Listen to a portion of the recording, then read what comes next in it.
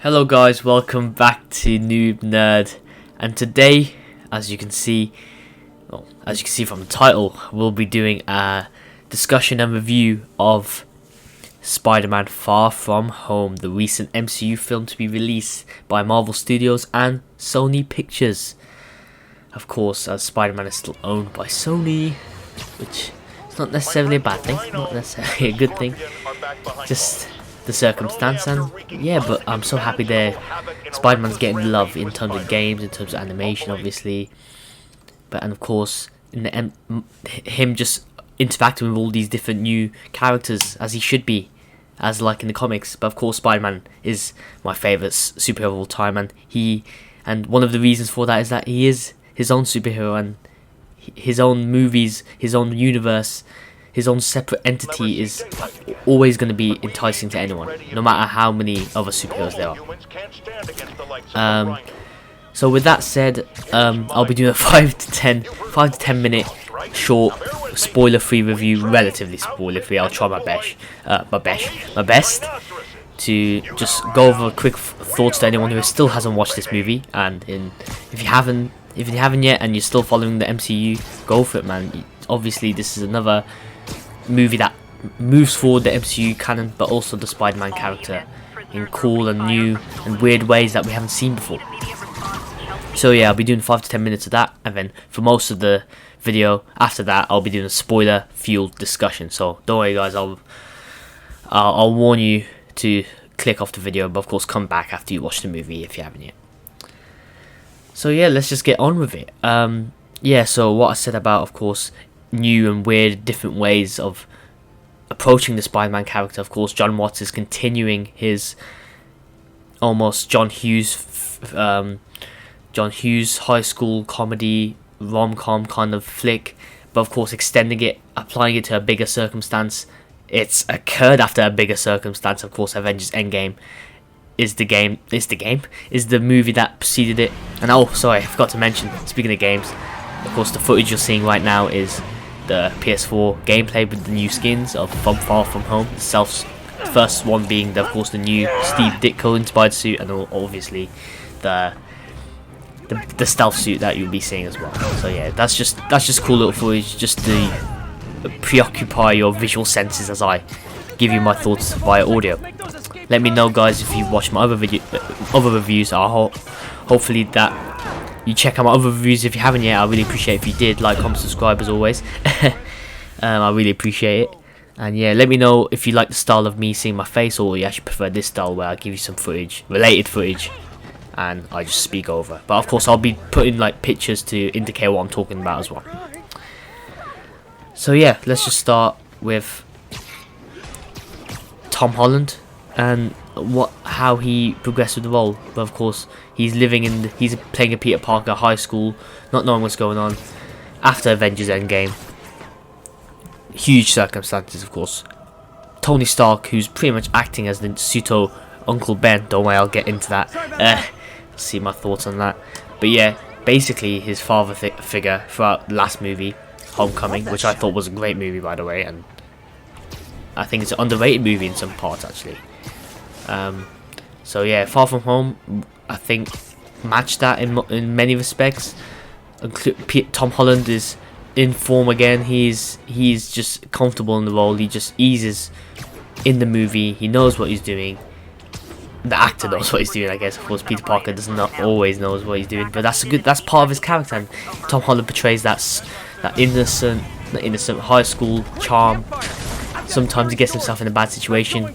He doesn't mean well. No, he means well most of the time, but also makes some pretty questionable decisions that form a really cool really cool mini stakes within the story. Of course, sometimes the stakes within the high school dynamics is made to be even just as important as the Avengers level stakes, if you know what I mean.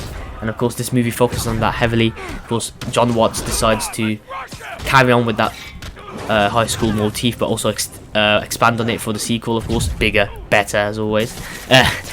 Not always the case, but in this case I think it worked to some extent. Taking a nice little break throughout Europe, Spider-Man and the rest of his class are going into Europe for a vacation, which they definitely need after the blip happened. Well, the snap basically from Thanos, but they're calling it the blip in this universe. And yeah, it's just to take a vacation. It's supposed to be a science trip, but I don't think it turns out that way if you've seen the trailers. And of course, the trailers indicate that Spider-Man is struggling with Tony Stark being dead, and Tom Holland does a good job of, at the start, like just really trying to step away from all that stuff, just trying to get away from all the superhero stuff. Of course, he's blinded by all the, not blinded, but like he's just, I'm trying hard not to really, it's really hard to do this without non-spoiler. I haven't really done this non-spoiler section before, so apologies for just me just not knowing what to say really without spoiling it. I don't want to spoil it for anyone. Of course, I think I'll probably be providing timestamps as well. So yeah, Tom Holland, he eases right back into the role. He's such good at making quips and just really showing how Spider-Man's ability to use comedy during these fight scenes. I think he uses them less so than in Homecoming. I really like that in Homecoming. I hope he actually used more of these comedy quips. In this movie, I don't think he uses much. I like them, to be honest. It's part of his character, just trying to make a sense of something funny up from the situation, trying to keep himself liven up, even when the situation's dire, even when inside he's basically shaking with fear so much. And yeah, these elementals have risen. Sandman, of course, Sandman, Hydro Man, Molten Man, and he has to stop them, which he doesn't want to get involved in, but he gets pulled in by Nick Fury. And Nick Fury, played by Samuel L. Jackson, again another person who's eased right back into the role. But of course, I think John Watts, not John Watts is director, by the way, I'm referring to, but not just director, but Samuel L. Jackson, he's put into a little bit of a different position in this movie, a little bit of a little bit of spice to add to the usual Nick Fury flavor that we all know and love. Yeah, so he's just like, he says, I think he says in the trailer, maybe he doesn't, but he is very concerned with the events of Endgame. He doesn't know what's going on. He was the one he got snapped, remember? He got snapped out of existence, he's came back, he doesn't know what's going on. Most of the superheroes are unavailable.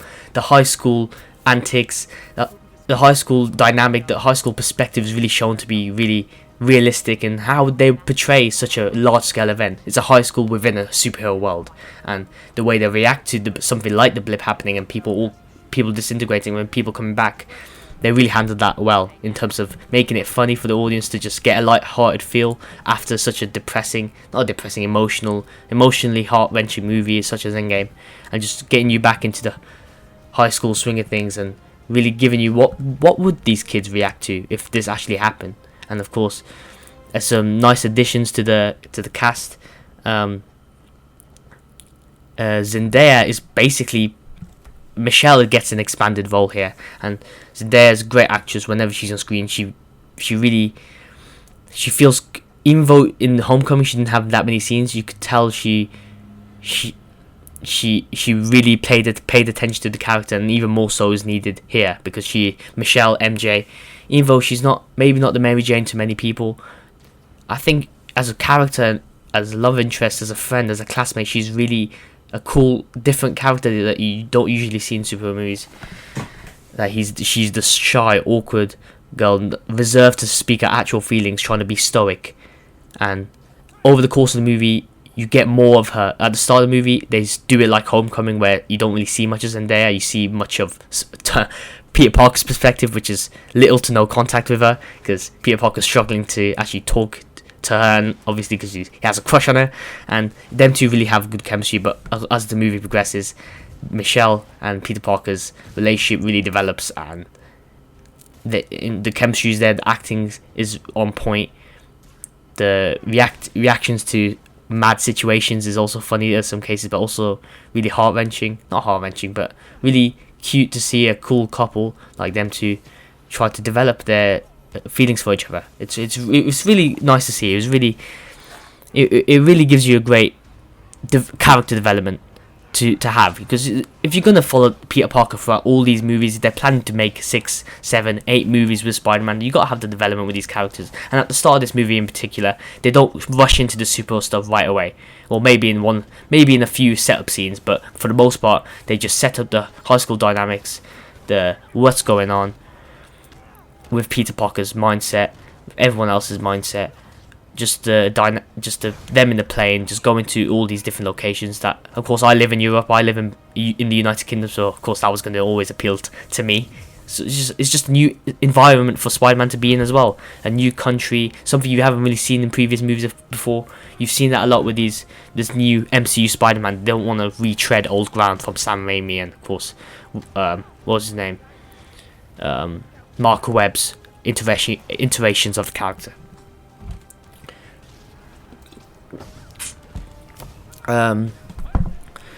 So yeah, who should we? Ned Leeds. Okay, but even though there was a few, the high school setting is something I really appeal to. Of course, Peter Parker's around my age as well. As this movie, that's what they're portraying them in the movie as well. But there are some cases where some characters are left a bit underdeveloped, such as Ned Leeds, and he is just played off mostly as a joke in this movie. At least in the first movie of Homecoming, he was portrayed as the guy in the chair.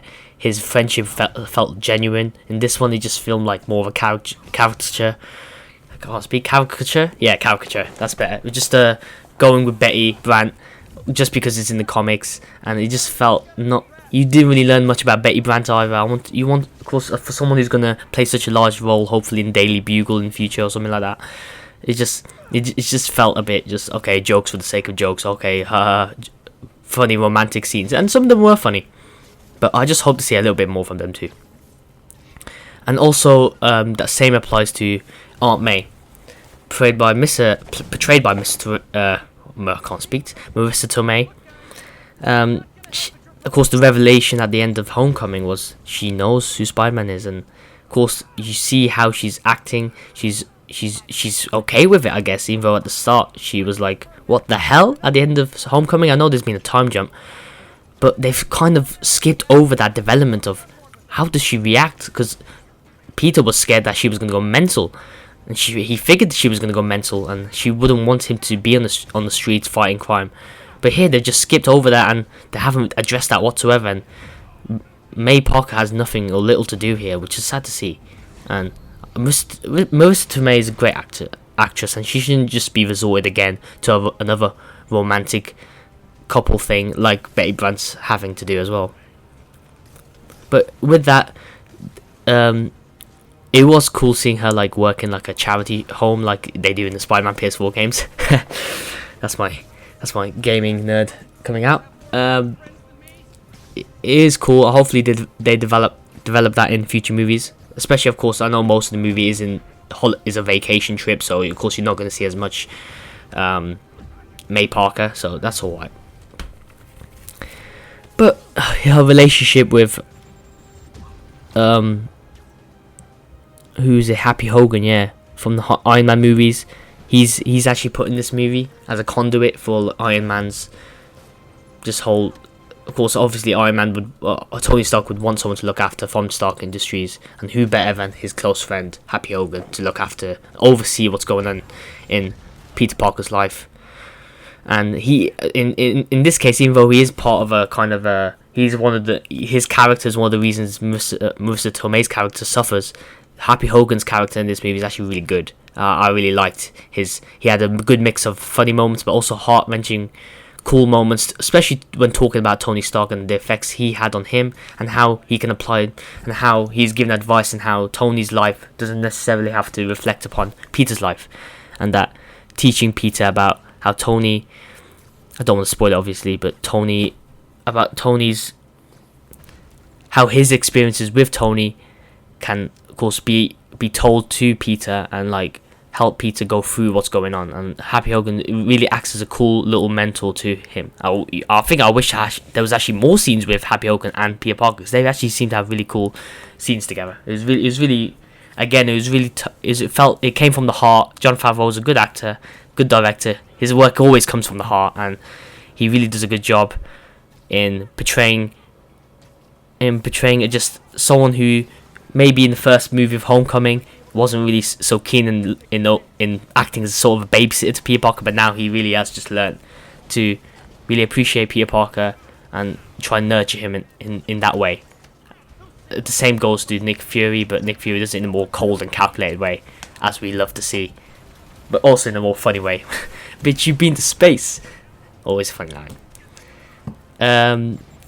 So, of course, Nick Fury, during the scenes in Prague, I think, where is it in Prague? I think the first place they go to is Venice, I think. Yeah. So, Venice, Nick Fury invites Peter Parker down to their secret underground base to meet, of course, the major new addition to this movie, which is Jake Gyllenhaal as Quentin Beck and Mysterio. Jake Gyllenhaal, when I heard he was in this movie, I was so gassed. He's just a brilliant actor, man. And after that, watching this movie, I think Jake Gyllenhaal was the only one who could have pulled this off, to be honest. Because they really do the Mysterio character justice while also providing his own cinematic spin to it. It's just sensational. It really is. Of course, you don't want to spoil it too much, but it really appeals. Of course, a character like that can be seen as weird and just really out there for like casual audiences, and there were casual audiences in my cinema in particular, and of course in any MCU popular movie that's been made popular from all these movies being made, you have to try and appeal to the casual audience as well as the comic book fandom, and they do that superbly with this character Quentin Beck. They have there's so many mentors for Peter Parker, maybe too many actually, but yeah, his again, I wish we saw more with him and Peter Parker mentoring. But for the most part, he is fighting the action. His visual effects, some weird Illuminati green fog. It's cool. It's cool to see. It translated well, like his costume from the comics. They do such a good job, and without spoiling too much, it's just the range that you see from Quentin Beck's Mysterio, the range in emotions, the range in feelings towards Peter Parker. It's really made really complex, and it could have been taken to that whole new level if they just had more screen time. But there is a lot of stuff to deal with in this movie, and it is kind of unfortunate, as I've heard many people say on YouTube. Sorry guys about that disruption. Let's just carry on with the recording. As I was saying, of course, as I've heard on many YouTubers or critics, it is unfortunate that Far From Home. Well, they've been saying that Far From Home, it carries a heavy burden of taking place after Endgame, and trying to address that while also trying to be its own standalone cool movie that you can watch by itself in it. And sometimes it does get confusing to many casual audiences. I think I was watching with my mates, they were like, at some places I was a bit confused in terms of a narrative perspective and what was actually taking place on screen. Because, of course, the MCU is such a rich and diverse narrative. But to those people who haven't watched some of the movies, and maybe some people who want to enjoy Avengers Endgame as a separate movie compared to this, it's not as rewarding. It's not as rewarding for those people. But for people like me who watch the MCU as a whole, it really is such a rewarding movie to watch. And it really propels you to... It adds depth to the movie to some extent as well, just like how Jake Gyllenhaal adds depth to his character of Mysterio, as he always does in his roles, and it's so rewarding. And I if you haven't watched the movie yet, of course this is a non-spoiler section, just watch most of the movies, watch the main Civil War, watch Captain America, watch all those main Iron Man films. You don't have to watch every single MCU film, but it's very rewarding to those who have watched it. And you have to address it, don't you? But the movie doesn't bog itself down with that. It makes use of it and tries to apply it well here. And sometimes it can falter a bit, kind of feel a bit overstuffed with ideas. But for the most part, it really just gets that balance right and just propels the Spider-Man character forward, and Mysterio, and introduce new characters like Mysterio, and also some other additions that are cool to the Spider-Man landscape, and just makes you look forward to the future of Phase 4, and that's all you can ask for, really, to be honest. And is there anything else to say, really? Else, I think I've covered most of the characters and all that, all those roles. Yeah, overall. Oh wait, oh yeah, I forgot Flash Thompson. I really forgot.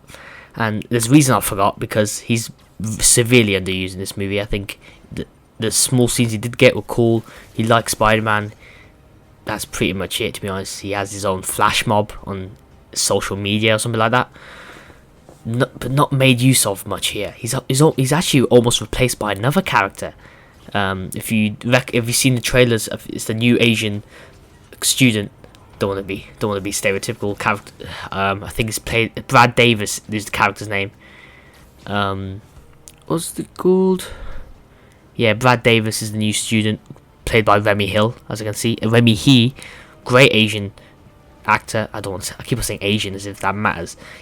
Of course, they want to focus on making a diverse school class that reflects the Queen's class, but also American classes and high school landscapes all over the world. It's very, very, because this movie is a very international movie, and it makes use of those settings really well, and the cinematography is on point in most cases as well. And it makes you want to visit some of the places as well. On holiday, it's like, oh, Spider-Man's gone there, I might as well go there as well. But yeah, I'm just going off on a bit of a tangent. But yeah, Brad Davis, the new character played by Remy, he almost takes the place of Flash Thompson to some extent. And on one hand, it's really cool to have this new character come in and be a really surprising, fun addition to the gang. But at the same time, it's like you kind of subtracts from Tony Revolori's character, Flash Thompson, and the potential that can go. Because of course, Flash Thompson is a popular character within the Spider-Man canon. So it's sad to see a great actor like Tony Revolori get underused here. But at the same time, Brad Davis the new character does a really good job with what he's done, and I hope to see him a bit more in there as the story progresses as well. But of course, hopefully in the next movies, Flash Thompson is seen more, and it also becomes more like the comic book version, but in the cool, of course, modern kind of way.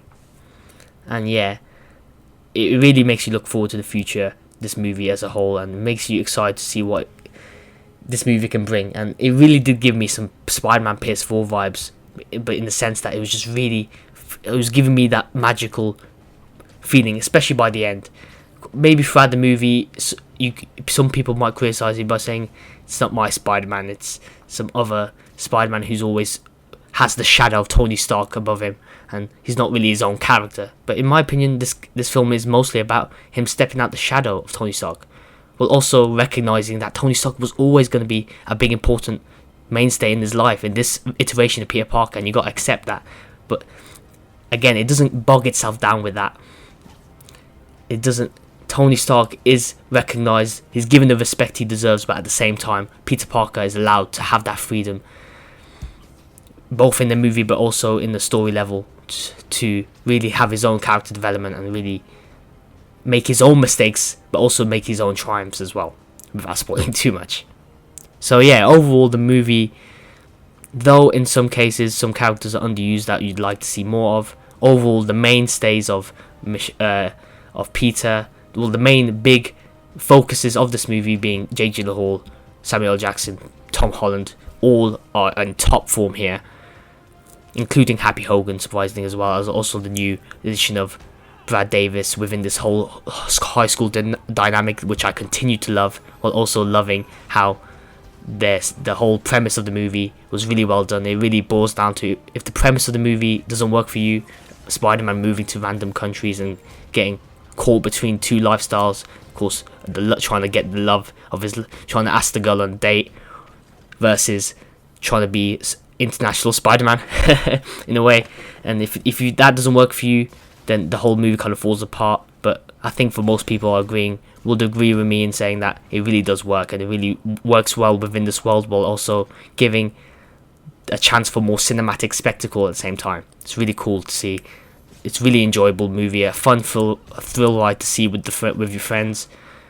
Sometimes your friends might be confused if you haven't watched the whole MCU, but for the most part, it's a really fun, light-hearted film that you just need after Endgame, while also having some hot, sweet moments in there as well, which I really appreciate it. And of course, a lot of Easter eggs to do with Spider-Man canon, and I'm the biggest Spider-Man junkie there is. Don't tell me I'm not. So yeah, overall, this video will be titled non-spoiler thoughts. I'm going to probably split this into spoiler and non-spoiler video. By the time I upload it, you will know, obviously. I think I could go on for ages for the spoiler discussion. I'll be uploading a separate video for that probably very soon, very, very soon. And yeah, but yeah, I hope you appreciated this video with non-spoiler thoughts. I don't like giving ratings. That's why I don't really call it a review in such way. It sort of is. If I were to give it a rating, I'd do so in the way that I compare with other movies. I watched Homecoming in the running to this movie. And let me just check. Yes, I'm recording this. I haven't actually just not recorded for the whole thing. Always get paranoid that I haven't recorded. But yeah, God knows if this video game footage is still running. I think I recorded enough of the PS4 gameplay. Hope you appreciated that as well. Love that game. Love that game to bits. Sorry if you see in the video me dying a lot. I've already completed the game. I just wanted to get footage of the actual suits and what they look like. And yeah, they do a good job of translating that into the game, as they do all the suits in Insomniac company. That company is really cool. Yeah, I'm going off on a tangent. Yeah, compared to other movies, Homecoming. I watched Homecoming in the running to this. Such a good movie, Homecoming. I think it's probably on par with that. But I've only watched this movie once, so I don't feel like I'm in a position to rate it 8 out of 10 or 4 stars out of 5 or something like that. But it is around that ballpark. Good, solid movie. Need to watch it again. I would happily watch it again, to be honest, because there is a lot of stuff. It moves. The pace is all good, in my opinion. And it leaves you wanting to watch it again, but also wanting more Spider-Man in this universe. And yeah, and it is up there with the best Spider-Man movies. It's definitely not a dud. It's better than Spider-Man 3. It's better than Amazing Spider-Man 1 and 2. Even though there is stuff to love in that as well, in those movies as well. I love Spider-Man. I love all iterations of the character, all actors who've played the part. But I think, subjectively speaking, this movie is up there. How exactly up there? I don't think it's the pinnacle, but it's certainly up there. So yeah, guys. I hope you enjoyed this discussion, and check out my previous reviews. I always appreciate the support. Like, comment, subscribe as always. Share. And I'll see you guys next time for my spoiler thoughts for Spider-Man, and also incoming reviews for other TV shows. The Upside Down. So yeah, see you guys next time. Bye.